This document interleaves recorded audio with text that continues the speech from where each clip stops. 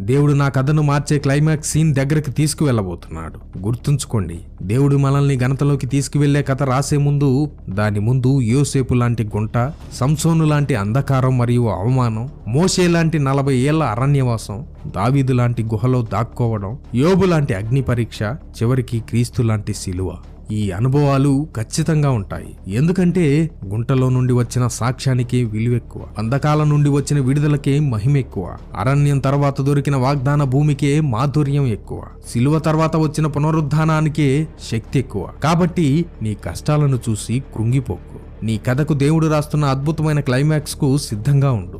నీ పతనం కాదు, నీ ప్రమోషన్ సమీపంలో ఉంది. మనం అనుభవిస్తున్న ఈ వేదన, ఈ ఒంటరితనం, ఈ కన్నీళ్లు ఇవి మన కథకు ముగింపు కాదు. ఇది క్లైమాక్స్ కు ముందు వచ్చే ప్రీ క్లైమాక్స్ లాంటిది. ఉత్కంఠభరితమైన సన్నివేశం. ఏ సినిమాలోనైనా హీరో క్లైమాక్స్ లో గెలవడానికి ముందు అత్యంత దారుణంగా దెబ్బలు తింటాడు.